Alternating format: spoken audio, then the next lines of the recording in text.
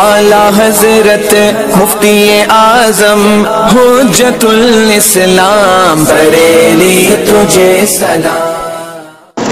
بسم اللہ الرحمن الرحیم. قوله ان حقیقت کل علم مسائل ذلك العلم.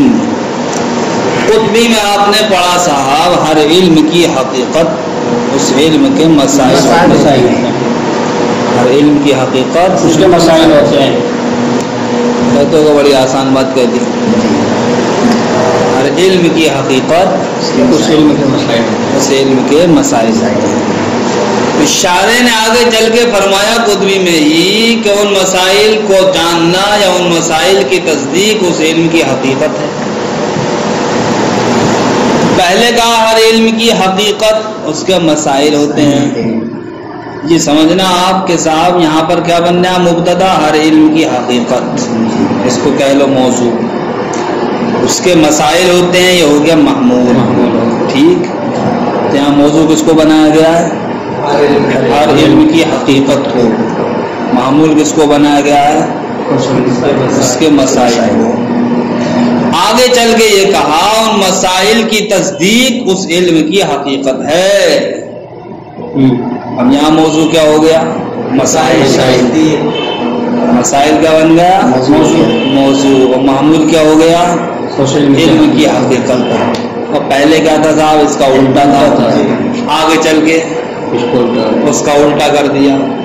تو بظاہر یہ شارع کی دونوں عبارتوں میں ایک تعارض سا معلوم ہو رہا ہے. جی کیا ہو رہا ہے صاحب کیا بلند شارع نے کہا علم کی حقیقت اس علم کے مسائل ہوتے ہیں. آگے چل کے کہا کہ ان مسائل کی تصدیق اس علم کی کیا حقیقت ہے. تو بظاہر جو دونوں عبارتوں میں ہمیں تعارض لگ رہا تھا اسی تعارض کو دور کیا ہے علامہ میر نے. وہ دور اس طریقے سے ہوگا کہ جناب والا عرف کی یہ عادت ہے کہ وہ علوم مخصوصہ پر جو نام بولتے ہیں مثلا علوم مخصوصہ کیا ہیں نحو ہے منطق ہے فلسفہ ہے وغیرہ. ان پر جو وہ نام بولتے ہیں عرف تو وہ دو طرح سے بولتے ہیں.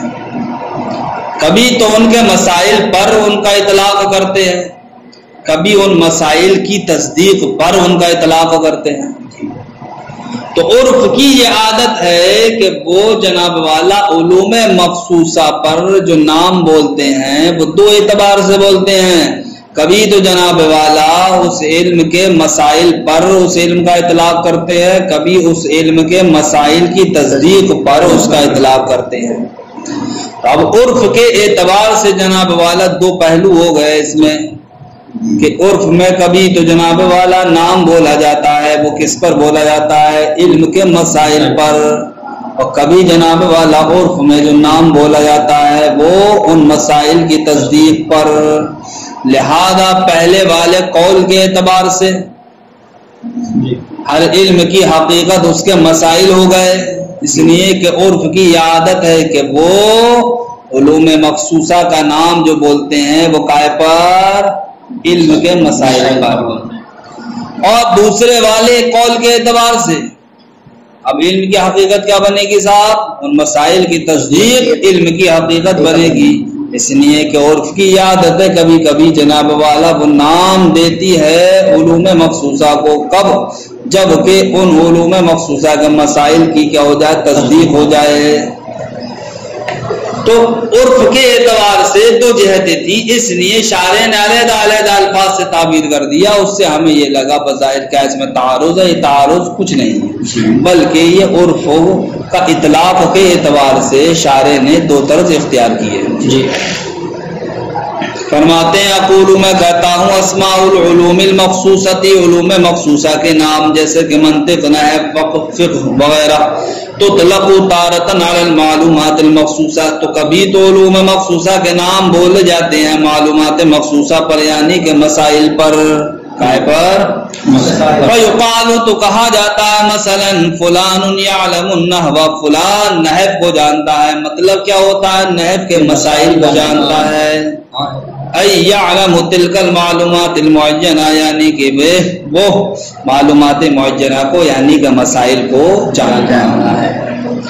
وَأُخْرَى اور کبھی جناب والا عرف اسمائے مخصوصہ کا اطلاق قائم پر کرتی ہے علی العلم بالمعلومات المخصوصہ، معلومات مخصوصہ کے جاننے پر، یعنی کہ مسائل کی تصدیق پر.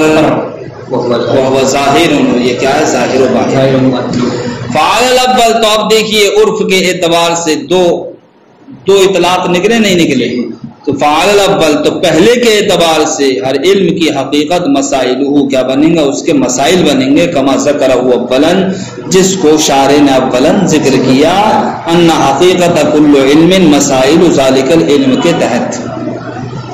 وعلی الثانی، دوسرے اطلاق کے اعتبار سے حقیقت کل علم، ہر علم کی حقیقت التصدیقات بمسائل ہی کیا بنیں گے؟ اس کے مسائل کی تصدیق. کما صرح بہ ثانیہ، جیسا کہ اس کی دوسری مرتبہ شارح نے کیا کہ صراحت کی. یہ بات کیا ہو گئی؟ ختم ہو گئی. تعارض کچھ نہیں ہے، بلکہ عرف کی یہ عادت ہے کہ جناب والا کبھی تو وہ علوم پر جو نام بولتے ہیں تو وہ کس اعتبار سے بولتے ہیں؟ ان کے مسائل کے اعتبار سے، اور کبھی ان مسائل کی تصدیق کے اعتبار سے. جی اعتراض یہ ہوتا ہے کہ آپ نے کہا ہر علم کی حقیقت اس کے مسائل ہوتے ہیں. معترض اعتراض کرتا ہے ہر علم کی حقیقت مسائل نہیں بلکہ اس کے اجزاء ہوتے ہیں. اجزاء، جی ہر علم کی حقیقت اس کے اجزاء، اس علم کے کیا ہوتے ہیں؟ اجزاء ہوتے ہیں. اور اجزاء ہیں تین: موضوع، مبادی اور مسائل. موضوع، مبادی اور مسائل. تو جناب والا جب ہر علم کی حقیقت اس علم کے اجزاء ہوئے، تو جب اجزاء ہیں تین، تو پھر آپ نے اس کے مسائل ہی کو علم کی حقیقت کیوں بتایا؟ جی بات سمجھ آ گئی بھائی؟ اس کا جواب جناب والا یہ دیا گیا ہے، یہاں پر ہم نے علم کی حقیقت اس کے مسائل ہی کو بتایا ہے، وہ اس لیے کہ مقصود بالذات کیا ہوتے ہیں؟ مسائل ہوتے ہیں. رہے مبادی اور موضوع، یہ مقصود ذات نہیں ہے بلکہ یہ مقصود بالتبع ہے. کیا ہے یہ؟ مقصود بالتبع ہے. موضوع کی ضرورت تو اس لیے پڑتی ہے کہ جناب والا موضوع کے ذریعے سے بعض مسائل کا دوسرے بعض مسائل سے ارتباط ہو جاتا ہے. کیا ہو جاتا ہے؟ ارتباط، تعلق. بعض مسائل کا دوسرے بعض مسائل سے ارتباط ہو جاتا ہے، ربط ہو جاتا ہے، تعلق ہو جاتا ہے. کائے کے ذریعے سے؟ موضوع کے ذریعے سے. لہذا جب بعض مسائل کو ہم نے بعض مسائل سے جوڑ دیا تو ان تمام پر ایک نام بول دیا جاتا ہے. تو موضوع کا کام صرف اتنا ہے کہ بعض مسائل کو بعض سے جوڑ دیں. مبادی کا کام کیا ہے صاحب؟ مبادی کا کام یہ ہے کہ مبادی پر مسائل کیا ہوا کرتے ہیں؟ موقوف ہوا کرتے ہیں. تو اس توقف کے اعتبار سے مبادی کی ضرورت پڑتی ہے، لیکن حقیقت میں جو اصل مقصود ہے وہ صرف و صرف کیا ہے؟ مسائل ہیں. مسائل. تو جب صرف و صرف مقصود حقیقت میں کیا ہے؟ مسائل ہیں، تو ہم نے مقصود حقیقی پر اکتفا کرتے ہوئے یہ کہہ دیا کہ ہر علم کی حقیقت کیا ہوتے ہیں؟ اس کے مسائل ہوتے ہیں. اب رہے وہ لوگ جنہوں نے یہ کہا ہے کہ صاحب ہر علم کی حقیقت صرف و صرف مسائل نہیں بلکہ مسائل کے ساتھ ساتھ اجزاء، مسائل کے ساتھ ساتھ کیا ہوتے ہیں؟ مبادی اور موضوع. یہ بھی جناب والا کیا بنتے ہیں؟ علم کی حقیقت بنتے ہیں. تو یہ انہوں نے اس وجہ سے قول کر دیا ہے کہ موضوع اور مبادی کی بھی جناب والا شدید ضرورت پڑتی ہے. کیا پڑتی ہے؟ شدید ضرورت پڑنے کی وجہ سے انہوں نے یہ سمجھ لیا شاید کہ یہ بھی کیا ہے؟ علم کی حقیقت کا جزء ہے. کیا سمجھ لیا انہوں نے؟ شدید ضرورت کی وجہ سے انہوں نے یہ سمجھ لیا شاید مبادی اور موضوع یہ بھی کیا ہے صاحب؟ علم کے اجزاء ہیں. علم کے اجزاء. لیکن علامہ امیر کہتے ہیں ان کا یہ سمجھنا کیا تسامح پر مشتمل ہے. بہرحال آپ یہ بھی کہہ سکتے ہیں کہ علم کی حقیقت تین چیزیں ہیں. کیا کیا؟ موضوع، مبادی اور مسائل. اور آپ یہ بھی کہہ سکتے ہیں کہ علم کی حقیقت صرف و صرف کیا ہے؟ اس کے مسائل ہیں. دیکھو صاحب، تسامح کہتے ہیں بھول، دھوکے میں کہہ دیا صاحب. وَاعْتُرِضَ عَلَيْهِ جناب والا اعتراض کیا گیا ہے اس پر. کس پر؟ کیا آپ نے کہا علم کی حقیقت اس کے مسائل ہوتے ہیں، اس پر اعتراض کیا گیا ہے. کیوں؟ بِأَنَّ أَجْزَاءَ الْعُلُومِ بھائی طور کیا اجزائے علوم کما سیذکرہ فی الخاتمہ جیسا کہ آپ نے اس کو خاتمے میں ذکر کیا. کتنے ہیں وہ؟ 3 ہیں، موضوع، مبادی اور مسائل. تو اب جناب والا ہر علم کی حقیقت اس علم کا اجزاء ہوتے ہیں، تو اجزاء ہوئے 3، تو حقیقت بھی ہونا چاہیے 3. تینوں چیزوں کا مجموعہ حقیقت ہونا چاہیے، اور آپ نے صرف اسے مسائل کو کہہ دیا حقیقت. وہ اسی کا جواب دیا گیا بین المقصود بالذات من هذه الثلاثه هو المسائل. بھائی طور کہ مقصود بالذات ان تینوں جزوں میں سے کون سا جز ہے؟ وہ صرف مسائل ہے. واما الموضوع موضوع فانما احتیج الیہ تو جزیری اس کی ضرورت کیوں پڑتی ہے؟ اس لیے پڑتی ہے لیرتبط بسببی تاکہ موضوع کی وجہ سے بعض المسائل ببعض بعض مسائل کا بعض سے کیا ہو جائے؟ ارتباط، تعلق ہو جائے، ربط ہو جائے. ارتباطاً ایسا ارتباط یحسن معه جعلوا تلك المسائل الكثيرة علما واحدا کہ بہتر ہو جائے اس کے ساتھ ان مسائل کثیرہ کو ایک علم بنانا. بہتر ہو جائے اس کے ساتھ جعلوا تلک المسائل الکثیرۃ ان مسائل کثیرہ کو علما واحدا ایک علم بنانا. یعنی کہ موضوع کے ذریعے سے بعض مسائل بعض سے جڑ گئے، جب جڑ گئے تو اب تمام کو کیا کر دیا ہم نے؟ ایک علم بنا دیا. تو بس موضوع کا کام اتنا ہے کہ بعض مسائل کو بعض کے ساتھ جوڑنا، اس طریقے پر جوڑ دینا کہ ایک علم ہو جائے. جی. وَقَذَا الْمَوَادِ اسی طریقے سے مواد انما احتیج الیہ اس کی بھی ضرورت پڑتی ہے. کیوں؟ لتوقف تلک المسائل علیہا ان مسائل کے ان پر موقوف ہونے کی وجہ سے. فالانسب والاولا تو اب مناسب زیادہ اور زیادہ بہتر یہ ہے کہ ان یعتبر تلک المسائل علی حدہ کہ ان مسائل کو ان یعتبر کہہ لو کہ ان مسائل کا اعتبار کیا جائے علیحدہ و تسمى باسم اور ان مسائل کو ہی ایک نام دے دیا جائے. فمن جعل الموضوع والمبادی تو وہ جس نے موضوع اور مبادی کو من اجزاء العلوم اجزاء علوم میں سے شمار کیا. فلعل ذلك منه شاید کہ یہ اجزاء علوم میں سے مبادی اور موضوع کو شمار کرنا تسامحن یہ کیا ہے؟ یہ تسامح. کیوں؟ عذاب بنا کرتے ہوئے علی شدت احتیاج العلم الیہما ان دونوں کی جانب علم کے زیادہ محتاج ہونے کی وجہ سے. فنزل منزلۃ الاجزاء تو جناب والا اس انسان نے ان دونوں کو یعنی کہ موضوع اور مبادی کو احتیاج علم کی وجہ سے یا شدید احتیاج علم کی وجہ سے اجزاء کے درجے میں اتار لیا. کے درجے میں اتار لیا. معنی حالانکہ یہ بھی جائز ہے کہ ان یعتبر المقصود کہ اعتبار کیا جائے مقصود کا بالذات یعنی کہ ذات کے اعتبار سے. اور ذات کے اعتبار سے مقصود کیا ہے؟ وہ صرف کیا؟ مسائل. آنی میں مراد لیتا ہوں المسائل کیا؟ وہ مسائل ما یحتاج الیہ اس کے ساتھ کہ جس کی جانب مسائل کیا ہیں؟ محتاج ہیں. وہ کیا ہیں؟ آنی الموضوع والمبادی میں مراد لیتا ہوں موضوع اور مبادی مان یعنی ساتھ ساتھ. ویسمى باسم تو اب ان تینوں کو کیا دیا جائے؟ ایک نام دیا جائے. فیکونان حینئذ من اجزاء العلوم تو جب ہم ان تینوں کو نام دیں گے قاعدہ علم کی حقیقت کا تو اس وقت موضوع اور مبادی یہ بھی کیا بن جائیں گے؟ اجزاء علوم ہو جائیں گے. لیکن الاول اولا کما لا یخفی لیکن پہلے والی صورت جو ہم نے بیان کی کہ ہر علم کی حقیقت اس کے مسائل یہی مراد دینا اولا ہے جیسا کہ آپ پر مخفی نہیں ہے. قوله لأنه قد حصلت تلك المسائل اولا ثم وضع اسم العلم بإزائها اس میں بھی کچھ نہیں بیان کیا ہے صرف اتنی بات بیان کی ہے کہ شارع کی عبارت کہتی ہے کہ اولاً اس علم کے مسائل حاصل ہوتے ہیں پھر اس کے مقابل اس کا نام رکھا جاتا ہے. شارع کی عبارت کیا کہتی ہے؟